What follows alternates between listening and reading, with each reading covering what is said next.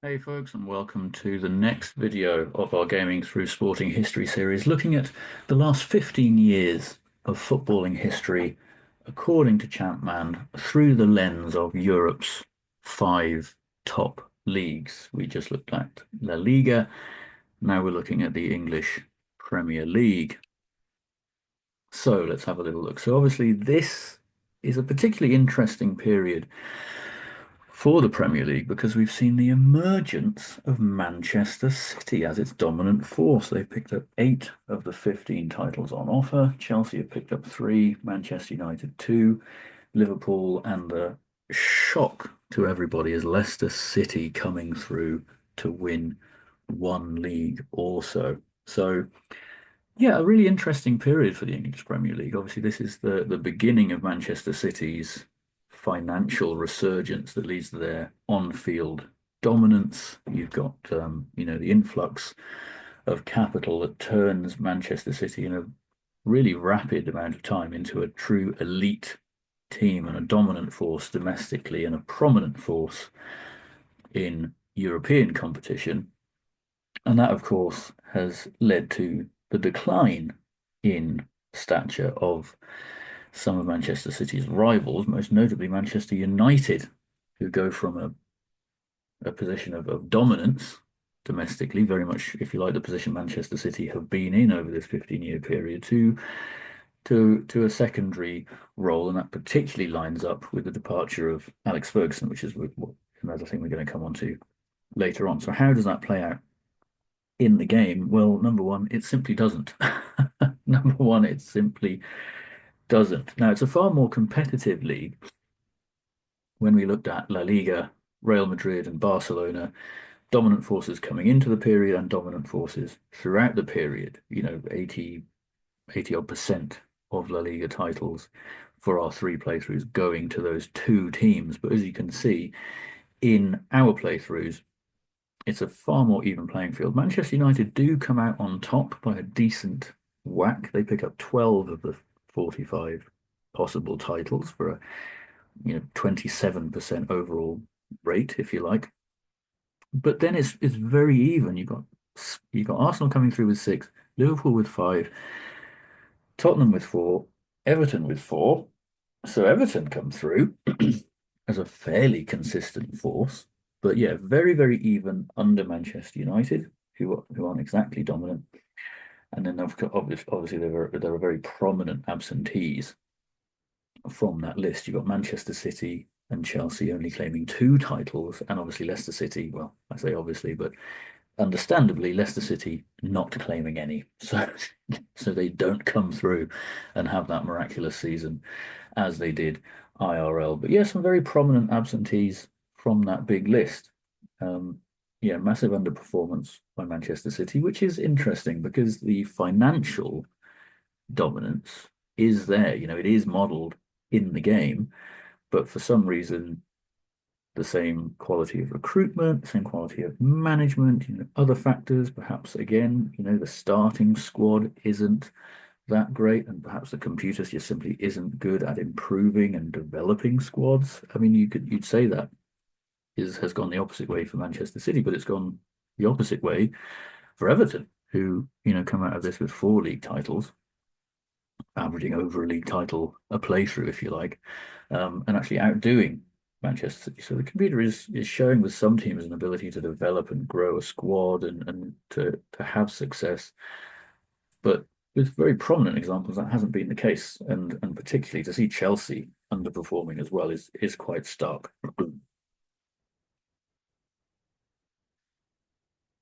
So, going from that, let's look at the fate of the big 6.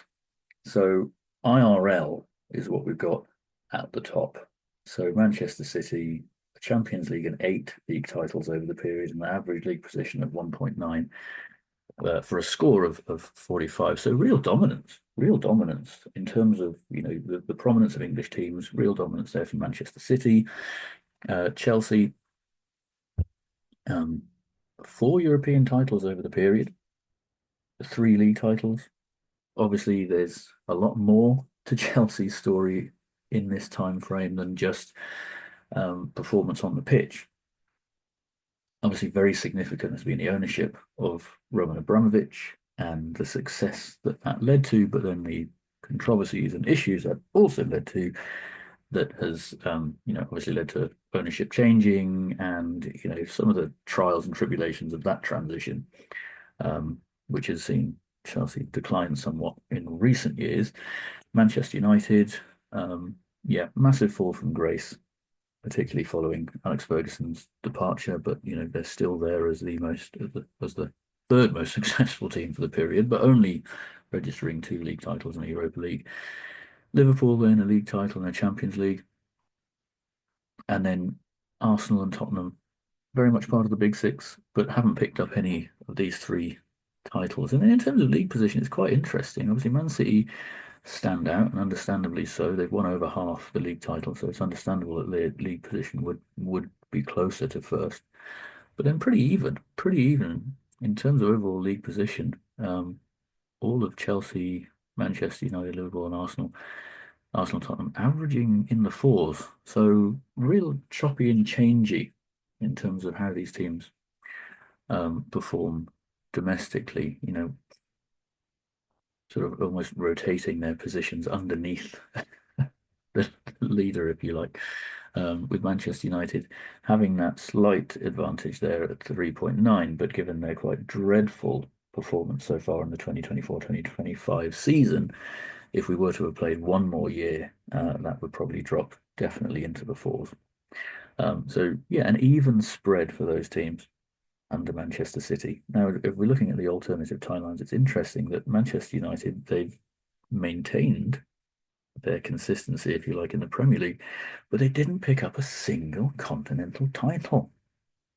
I mean, 3 playthroughs for the Champions League and the Europa League, so 45 titles of each of those, so 90 titles up for grabs for Manchester United, and they didn't pick up a single one. Having said that, though, they do come out on top in terms of average league position and in terms of the sort of points scored based on those league titles. Arsenal coming in second. They're averaging 2 Premier League titles a season, and they're averaging a Champions League a season. Liverpool, very similar. Tottenham, I mean, there they are. Spursy not quite being so Spursy, averaging over a league title a season in the simulations, and they've even picked up a couple of Champions Leagues. Chelsea, similar success in different competitions, and Manchester City at the very bottom there. At the very bottom, they do pick up a couple of league titles. They do pick up a Champions League and a Europa League, and a couple of Europa Leagues.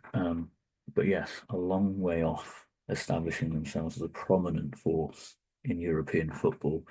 And yeah, very much reflected in those league positions. I was quite amazed to see just how inconsistent some of these teams were. Manchester United, despite those 12 league titles, their average league position 4.6. So their average league, so that's the best of the top 6 in the Championship Manager 2010 playthroughs. But in real life, that would rank amongst the worst, 4.6, where the worst in the real world is Tottenham at 4.7 of this grouping.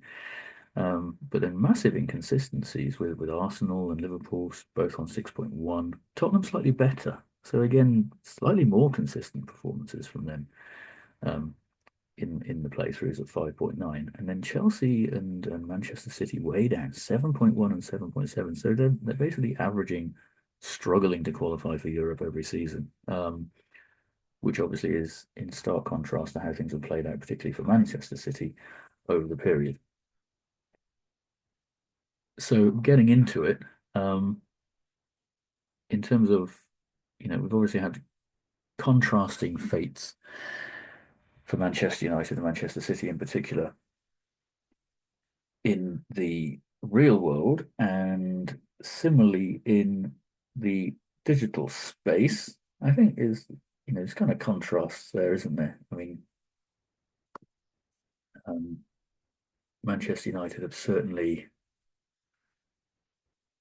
in the playthroughs, they've maintained a certain amount of domestic dominance. which in real order has simply not been reflected, but they've had absolutely no continental success. So it's kind of a juggling act there, whereas Manchester City had some continental success, but yeah, again, it's very sporadic. So anyway, we're going back to 2010. It's interesting here because, of course, Alex Ferguson still manager of Manchester United. He goes on to win 2 league titles before retiring in 2013. He was famously replaced by Everton manager David Moyes, but his departure would mark a stark decline in fortunes at the club. And really, yeah, I mean, this season has been a bit, probably the greatest mess of all, with Eric Ten Hag being replaced by Ruben Amorim to, limited success, and they're very much down towards the bottom of the table.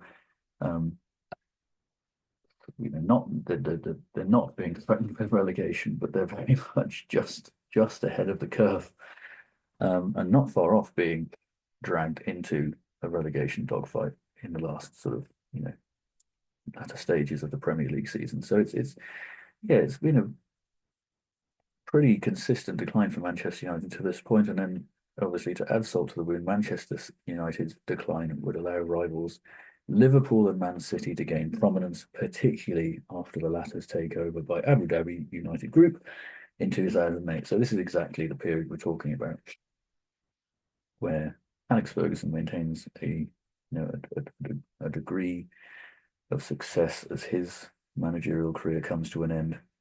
But as soon as he leaves, the drop-off is remarkable, and it is sustained. And with Manchester United falling away, their great rivals Liverpool and their local rivals Manchester City, with their new financial success, start to sort of fill that void. So this is how it plays out. So Ferguson actually leaves a year earlier in game than he does IRL. He doesn't stay on for that extra year. He leaves in 2012, so he has a couple of seasons with Manchester United at the beginning of the game before retiring due to age and the end of his contract, and he's replaced. In contrast to David Moyes coming through, it's Frank Rijkaard and Christoph Daum. So some interesting decisions there made by the computer in terms of who replaces Manchester United, who replaces Alex Ferguson. But also, but solid. I was quite impressed with that. Sometimes in terms of managerial changes, the computer does do some very wacky things. But Frank Rijkaard coming in, feels like a solid and very believable transition. And then that's how it plays out following. So taking out those first couple of seasons where Alex Ferguson is in charge, obviously Manchester United, as we've seen, continue to be prominent domestically. They do pick up 8 league titles, but their performance in Europe falls away entirely. No titles. Liverpool, again, taking out those early seasons, 4 Premier League wins, 2 Champions Leagues, and Manchester City 2 leagues and 1 Europa League. And this is obviously based on 3 playthroughs, so 45 possible league titles, 45 possible Champions League, etc. So no side sort of establishing themselves as dominant, at least, but certainly Man City don't come through in the slightest, averaging under a league title and under any sort of European title a season. And the same would be true of Liverpool, although they do average sort of over 1 league title per playthrough. But far from a void that needs filling, and one that isn't taken advantage of by any one club in England. So yeah, then moving over to sort of the individual performance, having looked at teams. Obviously, I've followed some sort of individual player experiences over the course of these playthroughs, and what I was sort of keen to follow would be our man Harry Kane. Our man Harry Kane. I mean, a true legend of the game in many ways, and in 2010 Harry Kane was developing in the Tottenham Hotspur youth ranks, would have successful loan spells at Leyton Orient, Millwall and other teams before establishing himself as first team regular. He had moved to Bayern Munich in 2023, having scored more than 200 goals for Spurs, as well as also becoming England's highest goal scorer. However, Kane would become famous for not winning any major titles with Spurs and later Bayern, despite reaching a Champions League final as well as 2 European Championship finals with England. So there's kind of 2 aspects for this. I mean, number one, what would be the trajectory of Harry Kane's career? in the space, and what would be the trajectory of Spurs? Would Spurs be Spursy? And unfortunately, yes, you know, both IRL and in digital space, we got a 404 notice unfound because Harry Kane isn't in the game. I think, I feel for the guy. I do. Because obviously he's got a sort of a cursed reputation for having, been at that elite level and been at Spurs for so long and not being able to claim any kind of title despite his obvious qualities and his reputation as an elite player. But he's not even in the game. And this is very funny because each team, especially the top teams in Europe, they have their first team, they have a reserve team, and they have a youth team. And Harry Kane perhaps probably didn't have that wonder kid reputation at this point, but he was an established young talent. He was going out on loan across the English leagues to gain experience and first team football. So you expect him to be there, and there are a number of very talented youngsters that do come out of Spurs' youth ranks. John Bostock is, an elite central midfielder in the game. You've got Gareth Bale, you've got some really great talents that do come through at a young age at Spurs, but Harry Kane isn't one of them. He's not in the game at all, and obviously that is reflective of his, the wardrobe there. It's his trophy cabinet, which is unfortunately for him and for Spurs entirely empty for the period. But as we've seen, Spurs do average one league title and England one international honour over the period. So does the absence of Harry Kane lead to an improvement in outcomes for Spurs in England? It's rather a harsh observation, isn't it? I mean, he's such a fantastic team player, makes telling contributions individually and on the team, but yeah, he has fallen foul of some pretty bad luck and some pretty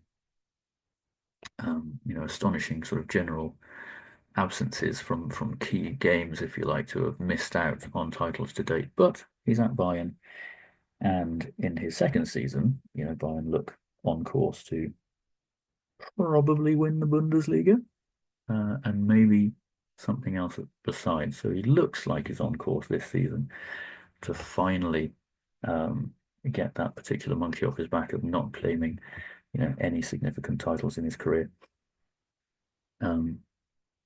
But yes, in our playthroughs at least, both England and Spurs do actually do better than we see them do in the real world. So Spursy not so much so Spursy, and England not quite so Englandy. So coming on to that then. So we're talking like it's not coming home because yes, a feature of this period for Harry Kane, both for Spurs and England, has been the underachievement of some very talented squads. I mean, we're talking about a number of golden generations, to be honest, of England sides that have fallen short. But as we saw when we look at the international competition, England do perform particularly well. In our playthroughs, we saw them pick up 2 World Cups. We saw them pick up 3 Continental Cups. So they are averaging an international honour per playthrough. So in a way, that's quite an accurate representation of how England have performed. They are a competitive team. They certainly have underperformed at World Cups, but in continental competitions, a couple of finals that England, could well have gone on to win. So in a way, England have notably underperformed, particularly in those crunch games. And to see them in a simulation such as this, averaging out at actually claiming a title per playthrough is about right. They're far from a dominant force in international football, but they're good enough to have probably, come home with some silverware. So at least in the digital world, it has come home a bit.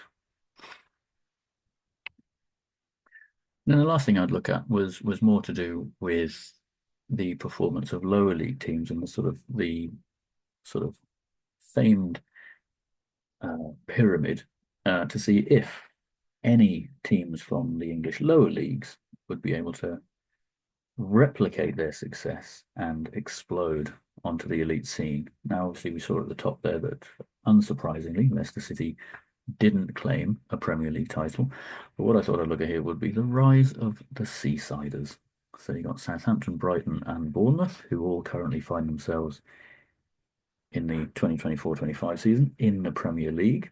Southampton are having a pretty dreadful season this year and look like being relegated, but they've been a very strong force at the top end of English football for a while now. They're known for being um,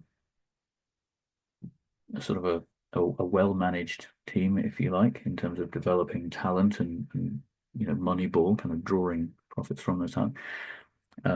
Brighton, they've been on the up and up, an incredible rise that sees them now challenging for potentially Champions League football, and Bournemouth as well. They've had their struggles, an incredibly small club, stadium and overall infrastructure, but they too have managed to burst through the leagues and are now well established in the Premier League and are also pushing for European football. So going back to 2010, however, Southampton in League One, Brighton in League One, and Bournemouth in League Two find themselves in the lower leagues and some way off the Premier League. Southampton actually start the season with a 10-point penalty after having gone into administration.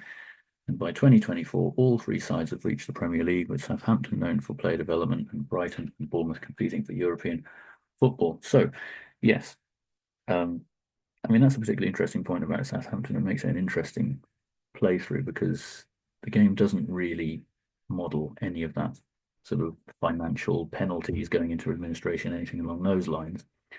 And so Southampton is the one and probably the only team in the game that will ever start the season with this sort of 10-point penalty. So they start off with a very fine squad, but they are obviously massively disadvantaged by having a 10-point deficit before the season begins. But they are probably the best place to go to the Premier League, as the other two teams, start off with that smaller budget and smaller squads. And yeah, the game does struggle to simulate that sort of genuine rise. We haven't seen that looking at the league titles. We do see Everton winning league titles, but they are a Premier League outfit from the outset. And as you can see on the top right, in terms of highest league position, they don't get anywhere near. They don't get anywhere near, unfortunately. For these three teams, there is no rise to greatness in terms of the highest league position across all seasons. So, this is 15 seasons per playthrough. So, yeah, 15 seasons they have to rise as far as they can. Brighton do the best by getting to 6th in the Championship, but they don't make it to the Premier League. Southampton similarly make it to 12th in the Championship. Bournemouth only make it to 11th in League One. So they do manage to gain some promotions, both sides, but there is no significant rise up the ranks. So, overall, I think the Premier League gets a B. Now, this is in somewhat stark contrast to La Liga, because in terms of we're focusing on this far more in terms of sort of teams, and in particular, it's kind of like the off-field issues. Whereas in La Liga, we saw that the teams were quite accurately modelled in terms of what their on-field outcomes would be based on their off-field potential. In the Premier League, it's in quite a stark contrast. There is no emergence of Liverpool or of Manchester City. There isn't the decline necessarily of Manchester United, but the economic power, the financial power of Manchester City, for example, doesn't lead in any way to any on-field success. So we're giving it a B because there seems to be a bit of a disjuncture between kind of the off and the on-field mechanics. The computer doesn't seem to be simulating particularly effectively how those off-field advantages may lead to on-field positive outcomes. And why is that? Question mark. You can go into the tactics and the recruitment that the computer plays out.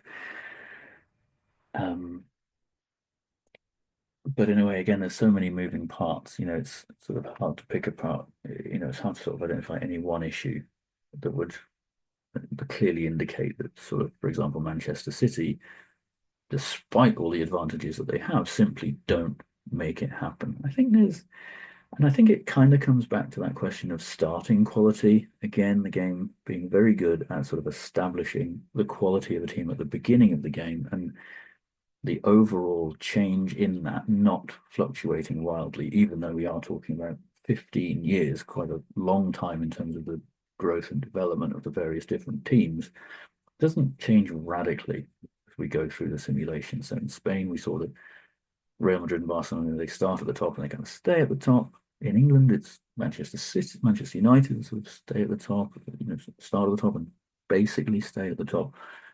And underneath it is harder to challenge. And that kind of is reflected when you look at those smaller teams as well. Brighton, Southampton, Bournemouth, not showing that same surge through the leagues. But I think certainly for those three teams, given the penalties that Southampton begin with, I think, again, not at all a fail simulation for them simply not to have achieved in the digital space the immense success that we must congratulate them for in the real world. So again, down the middle, solid simulation, but with some quirks based on not least how these sort of off-field mechanics relate to on-field outcomes. So there we go. That's us done for the Premier League. We're going to be moving on to our other big five leagues to wrap things up. So hopefully see you there.